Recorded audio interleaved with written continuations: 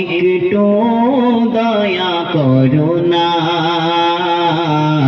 পঙ্খিল তার মহাসাগরে ডুবে যাচ্ছে মোর সফিনা। এই উম্মতের মায়ার নবী গো, একটু দয়া করো না, পঙ্খিল তার মহাসাগরে ডুবে যাচ্ছে মোর সফিনা। অসহায় আমি অসহায়,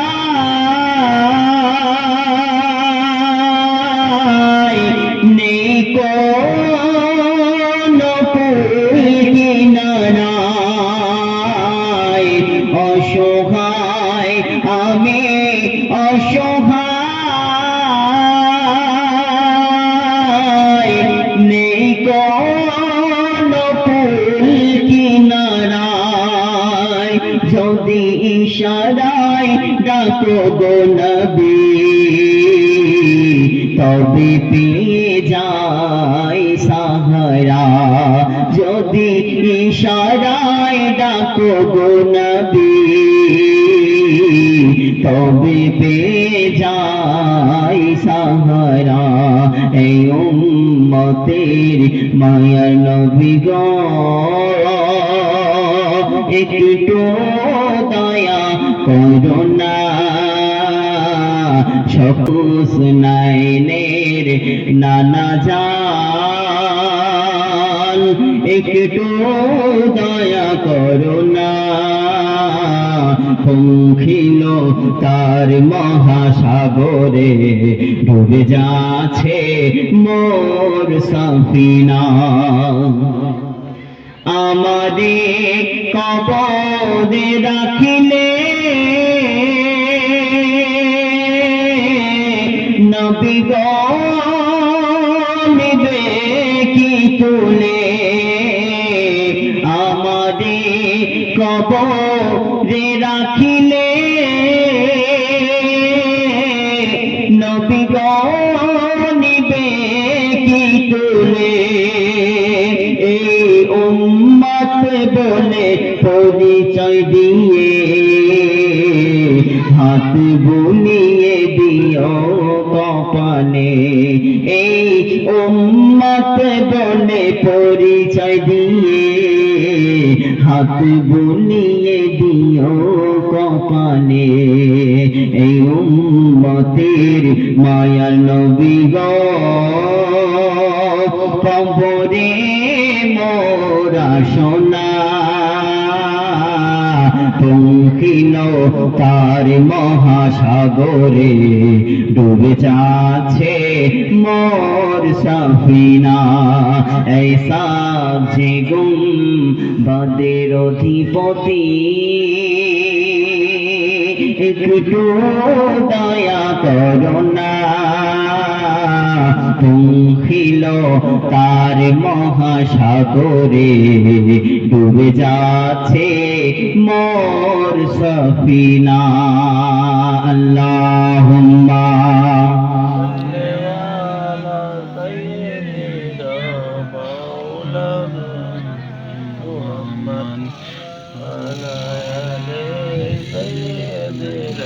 মাওলানা মুহাম্মদ।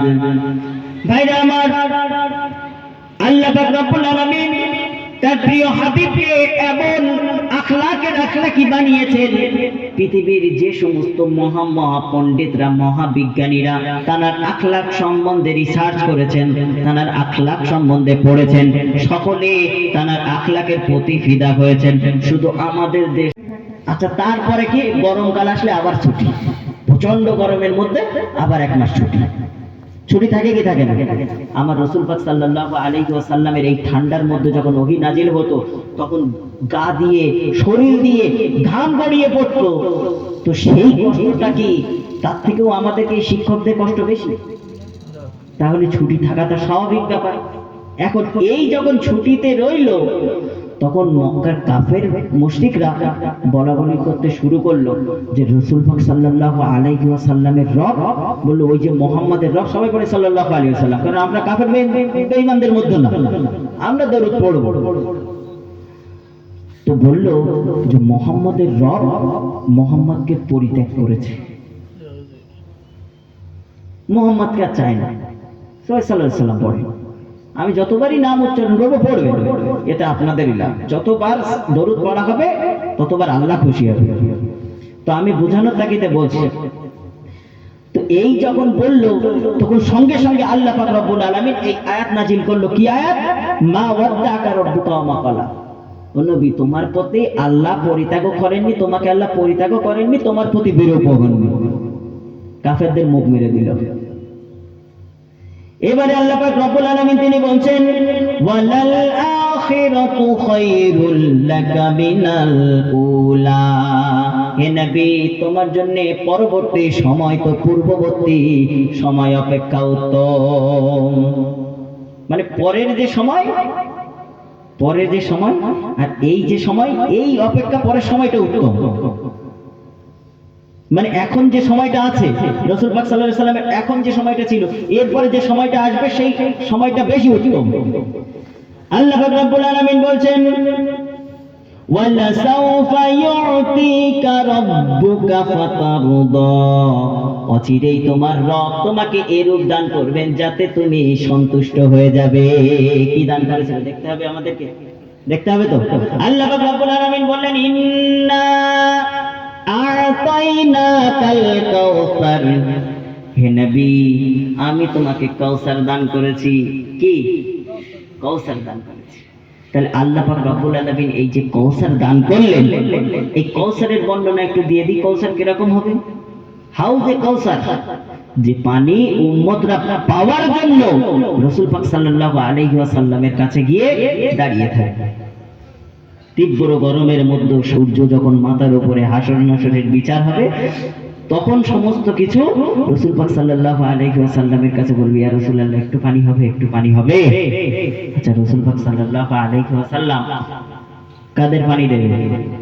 যারা আমি ভালোবাসি, ইয়া রাসূলুল্লাহ আমি ভালোবাসি। অথচ রাসূল পাক যে আদেশ করেছিল যে আমার কাছে 30 পারা কোরআন শরীফ নাজিল হয়েছে, এই যে 30 পারা কোরআন শরীফের নাজিল হয়েছে তার মধ্যে কি কি আছে সেসবগুলো দেখিসনি। আমি যে কথাগুলো বলেছি, যে কাজগুলো করেছি, সেসবগুলো নামাজ পড়তে যেতে সেই লোক দেখানো সুন্নত নফল কিছুই হতো না। আমি যে কাজগুলো করেছি সেগুলো করতেছ না।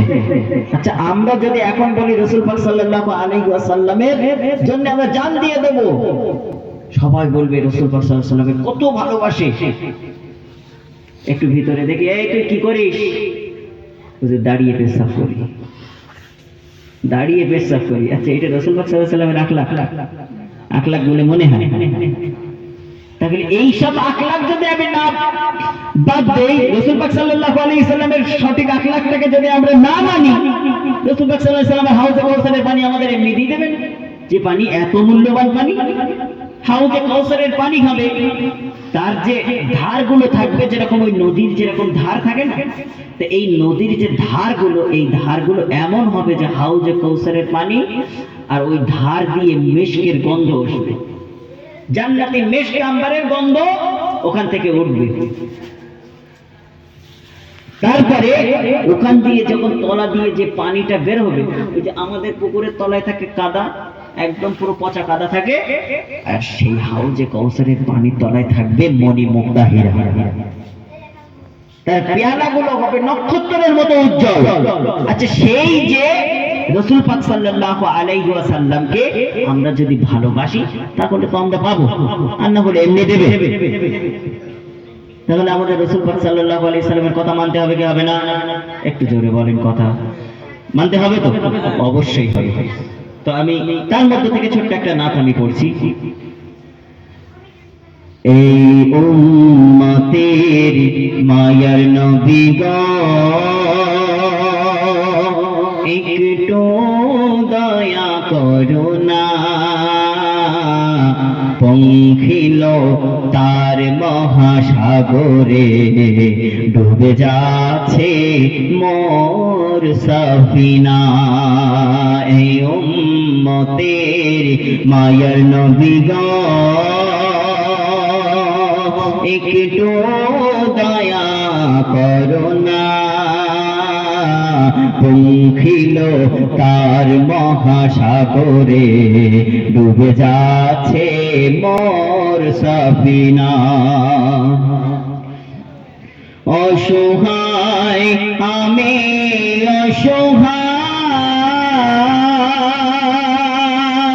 অসহায়, নেই কোনো কিনারায়। অসহায় আমি অসহায়, নেই কোনো কিনারায়। যদি ইশারায় ডাকো গো নবী, তবে পেয়ে যাই সাহারা।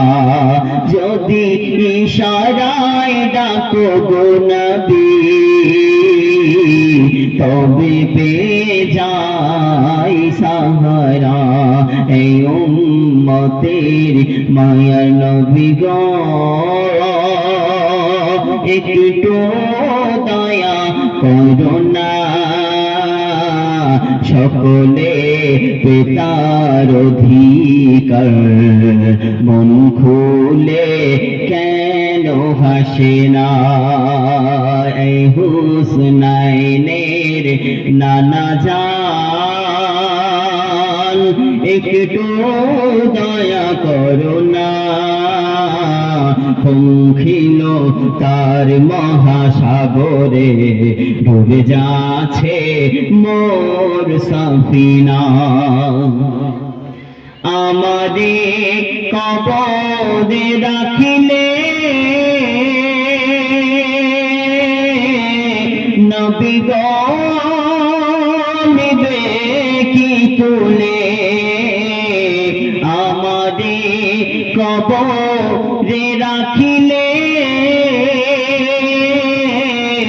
নবী গো নিবে কি তুলে। এই উম্মত বলে পরিচয় দিয়ে হাত বুলিয়ে দিও কপালে। এই উম্মত বলে পরিচয় দিয়ে হাত বুলিয়ে দিও কপালে। এই উম্মতের মায়ার নবী গো কবরে মোরা সোনা।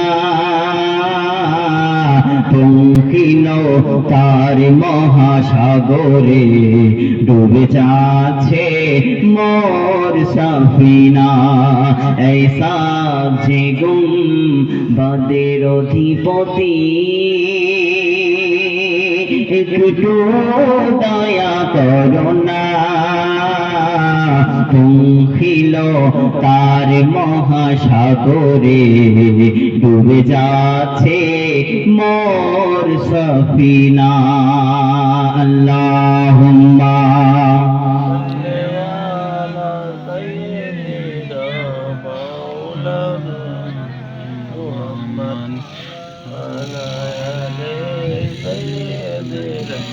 মাওলানা মুহাম্মদ। ভাইরা আমার, আল্লাহ পাক রব্বুল আলামিন তার প্রিয় হাবিবকে এমন আখলাকি বানিয়েছেন, পৃথিবীর যে সমস্ত মহা পণ্ডিতরা, মহাবিজ্ঞানীরা তানার আখলাক সম্বন্ধে রিসার্চ করেছেন, তানার আখলাক সম্বন্ধে পড়েছেন, সকলে তানার আখলাকের প্রতি ফিদা হয়েছেন। শুধু আমাদের দেশের গুটি কয়েক কবি নাম আর ধরতে আমার লজ্জা লাগে। এই কিছুদিন আগে সমস্ত রকম কি সব উল্টো পাল্টা বিভিন্ন রকমের নেট দুনিয়ায়, ফেসবুকে তো এমনি ঢুকতে ইচ্ছা করে না, কারণ এই যে নোংরামোর মধ্যে আর তাতে আমার রাসূল পাক সাল্লাল্লাহু আলাইহি সাল্লামকে নিয়ে কটূক্তি করলে না অন্তরের মধ্যে ঠিক থাকে না, অন্তরের মধ্যে ঠিক থাকে না। তো আমার রাসূল পাক সাল্লাল্লাহু আলাইহি ওয়াসাল্লাম এমন আখলাক ছিলেন যে হযরত বেলাল রাদিয়াল্লাহু তাআলার নাম আমরা সবাই শুনেছি। কে ছিলেন তিনি? মুয়াজ্জিন। এমন মুয়াজ্জিন ছিলেন যে উনি ছাড়া আর মুয়াজ্জিনের দায়িত্ব কেউ পায়নি, পেয়েছিল কিন্তু ঘুরিয়ে আবার দিতে হয়েছিল। তো এই হযরত বেলাল রাদিয়াল্লাহু তাআলা আনহু যে সময় নবী পাক সাল্লাল্লাহু আলাইহি সাল্লামকে চিনতেন না, সেই সময়ের ঘটনা, চিনতেন না যে উনি নবী পাক সাল্লাল্লাহু আলাইহি সাল্লাম, ওনাকে চিনতেন না। তো এমন সময় হযরত বেলাল রাদিয়াল্লাহু তাআলা আনহু ছিলেন কালো মানুষ। আর সেই সময় এমন একটা নিয়ম ছিল যে কালো মানুষ, বেটে মানুষ যদি গায়ের রং যদি খারাপ হয় আর যদি বংশ পরিচয় না পাওয়া যায় না, তো তাকে সেই সময়ের মানুষ কোনো রকম ভাবে দাম দিত না, কোন রকম দাম দিত না। যেরকম একটা নাম বলি, হযরত জুলাইবিব রাদিয়াল্লাহু তাআলা। এই জুলাইবিব রাদিয়াল্লাহু তাআলা, জুলাইবিব কিভাবে হলো? জুলাইবিব মানে হচ্ছে ছোট ওড়না, ছোট চাদর, এই নাম।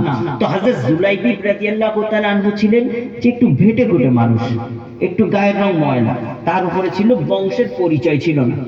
তো এই যে ছিল না, এই নিয়ে হযরত জুলাইবিব রাদিয়াল্লাহু তাআলা আনহুকে মানুষ মানে নিত না। যে আমাদের সমাজে এরকম আছে না যে এখন সব কি সব মনে করে, কিন্তু আমি মনে করি যে মানুষ মানুষই, তাই যেই হোক না কেন মানুষ মানুষই। তো এই সময় তখনকার একটা রীতিনীতি এই ছিল যে জুলাইবিব রাদিয়াল্লাহু তাআলার বংশের পরিচয় ছিল না, তা এই বংশের পরিচয় ছিল না বলে তাকে মানুষ ঘৃণা করত। রাসূল পাক সাল্লাল্লাহু আলাইহি ওয়াসাল্লাম হযরত জুলাইবিব রাদিয়াল্লাহু তাআলা আনহুকে নিয়ে অনেক স্বপ্ন। কি? জুলাইবিব রাদিয়াল্লাহু তাআলা আনহু একদিন মসজিদের মধ্যে বসে আছেন, আসরের নামাজের পরে, মনটা বড় খারাপ। ঘটনা বলতে গিয়েছি একটা, ঢুকে যাচ্ছে আরেকটা। যদিও আমি একটু মনে রাখবেন যে বিলাল রাদিয়াল্লাহু তাআলার ঘটনা, যেহেতু হুজুর এসে গিয়েছে, লম্বা করব না। তো জুলাইবিব রাদিয়াল্লাহু তাআলা আনহু তিনি মসজিদের মধ্যে বসে আছেন। রাসূল পাক সাল্লাল্লাহু আলাইহি ওয়াসাল্লাম আসরের নামাজ পড়ে হযরত জুলাইবিব রাদিয়াল্লাহু তাআলা আনহুর কাছে এসে বসলেন। এসে বসার পরে দেখলেন যে জুলাইবিব রাদিয়াল্লাহু তাআলা আনহুর মনটা খারাপ। রাসূল পাক সাল্লাল্লাহু আলাইহি ওয়াসাল্লাম বলেন, ইয়া জুলাইবিব, মন খারাপ কেন? কিসের জন্য মন খারাপ? রাসূল পাক সাল্লাল্লাহু আলাইহি ওয়াসাল্লাম সঙ্গে সঙ্গে ধরে ফেললেন, মন খারাপ আছে। কিসের মন খারাপ হতে পারে? আপনারা কি জানেন? জুলাইবিব রাদিয়াল্লাহু তাআলা ওই যে মানুষ যে হিংসা যে সেই সময় সমাজে নিত না, বংশের পরিচয়, কালো মানুষ, ভেটে ঘটে মানুষ যদি থাকতো তা সেই সময় যে নিত না, তো সেই যে একটা রাগ সৃষ্টি হয়েছিল, সেই রাগের থেকে কেউ আর মেয়ে বিয়ে দিত না। হযরত জুলাইবিব রাদিয়াল্লাহু তাআলা আনহুর মনে ছিল বড় আশা, মনে বড় আশা ছিল যে তিনি একটা বিয়ে করবেন এবং বিয়ে করে তার মানে নিজে একটা সুখে শান্তিতে সংসার করবেন, কিন্তু সেই রকম তো আর হবে না। রাসূল পাক সাল্লাল্লাহু আলাইহি ওয়াসাল্লাম এই যখন বুঝতে পারলেন, সব করে বলছে হুজুর এসে গিয়েছে বিয়ে দেবেন। তো এমন সময় রাসূল পাক সাল্লাল্লাহু আলাইহি ওয়াসাল্লাম একটা সাহাবা তাকে বলল যে তোমার মেয়েটাকে বিয়ে দিবা? এই যখন বলল, সাহাবা আনন্দে পাগল, কি ব্যাপার, রাসূল পাক সাল্লাল্লাহু আলাইহি ওয়াসাল্লাম মেয়ে বিয়ে দেওয়ার কথা বলছে, আমরা রাজি। ওরা মনে করছে রাসূল পাক সাল্লাল্লাহু আলাইহি ওয়াসাল্লাম বিয়ে করবেন। এখন যেই বলল, এবার রাসূল পাক সাল্লাল্লাহু আলাইহি ওয়াসাল্লাম বলল আমার জন্য না, জুলাইবিবের জন্য। যেই বলল, এবারে তখন মানে সাহাবার মনটা কেমন হলো যে তাহলে আমার স্ত্রীর সঙ্গে একটু পরামর্শ করি, কারণ ওদিক তো বাঘেনি, স্ত্রী হয় না। রাসূল পাক সাল্লাল্লাহু আলাইহি ওয়াসাল্লাম সাহাবাকে যখন বললেন আমার জন্য না, আমি বিয়ে দেব আমার জুলাইবিবকে, জুলাইবিবের জন্য তোমার কন্যাকে আমি চেয়েছি। লোকটা তখনই বলল যে আমার স্ত্রীর সঙ্গে একটু পরামর্শ করতে হবে। লোকটা স্ত্রীর কাছে চলে গেল, গিয়ে যখন বলল যে আমার স্ত্রী, রাসূল পাক সাল্লাল্লাহু আলাইহি ওয়াসাল্লাম বিয়ের প্রস্তাব দিয়েছে, স্ত্রীও খুশি। রাসূল পাক সাল্লাল্লাহু আলাইহি ওয়াসাল্লাম বিয়ের প্রস্তাব দিয়েছে, স্ত্রী মনে করছে রাসূল পাক সাল্লাল্লাহু আলাইহি ওয়াসাল্লাম বিয়ে করবে, কিন্তু না, জুলাইবিবের জন্য। এখন যেই বলল যে রাসূল পাক সাল্লাল্লাহু আলাইহি ওয়াসাল্লাম বিয়ে করবেন না, বিয়ে করবে জুলাইবিব, তখন স্ত্রী এবারে বলল যে তুমি রাসূল পাক সাল্লাল্লাহু আলাইহি ওয়াসাল্লামকে কি বলো যে আমার স্ত্রী মেয়ে জুলাইবিবের সাথে বিয়ে দেবে না। কেন? ওই যে ঘৃণা মানুষ, ঘৃণা, আমি ঘৃণার কথা বললাম না, কালো পেটে মানুষ, তো এই যে ঘৃণার কারণে মেয়ে বিয়ে দেবে না। যখন বাড়ি থেকে বেরোবে তখন সেই সাহাবার মেয়ে বলল, আব্বাজান, কোথায় যাচ্ছেন? যে নবী জুলাইবিব রাদিয়াল্লাহু তাআলা আনহুর জন্য আমাকে চেয়েছেন, তাকে তার কথা আপনি ফেরত দিতে যাচ্ছেন? আমি রাজি আছি। বিয়ে হলো, সমস্ত কিছু বিয়ের অ্যারেঞ্জমেন্ট হয়ে গেল, বিয়ে হলো। বিয়ে হওয়ার পরে একটা যুদ্ধের ডাক আসলো, যুদ্ধেতে চলে গেল জুলাইবিব রাদিয়াল্লাহু তাআলা আনহু। যুদ্ধতে যাওয়ার পরে অনেক সাহাবা শহীদ হলো। রাসূল পাক সাল্লাল্লাহু আলাইহি ওয়াসাল্লাম সেই যুদ্ধের মধ্যে তিনিও ছিলেন। এমন সময় সমস্ত সাহাবা তাদের আত্মীয় স্বজনদেরকে খুঁজছে। রাসূল পাক সাল্লাল্লাহু আলাইহি ওয়াসাল্লাম খুঁজছে হযরত জুলাইবিব রাদিয়াল্লাহু তাআলা আনহু। রাসূল পাক সাল্লাল্লাহু আলাইহি ওয়াসাল্লাম বলেন, সবাই সবার জন্য, কিন্তু জুলাইবিব আমার জন্য। রাসূল পাক সাল্লাল্লাহু আলাইহি ওয়াসাল্লাম এই ভেদাভেদ শিখিয়েছে আমাদেরকে? শিখায়নি তো। তাহলে কোনো মানুষকে নিয়ে অহংকার করা যাবে না, কোনো মানুষকে খারাপ নজরে দেখা যাবে না। মানুষ তো, আচ্ছা মুসলিম না হলেও সে তো মানুষ। তার জন্য আমাদের এমনি সামর্থ্য অনুযায়ী সাহায্য করা যাবে। যদি কোনো ভিখারি আসে, টাকা পয়সা অর্থনীতি দিয়ে সাহায্য করা যাবে। ঠিক আছে? তো আমি আর লম্বা করব না, আমি যে ঘটনাটা রেখে এসেছি থাক ওখানেই। যদি কোনোদিন সুযোগ মেলে ইনশাআল্লাহ আবার বলার চেষ্টা করব। হ্যাঁ, হুজুর এসেছে আবার।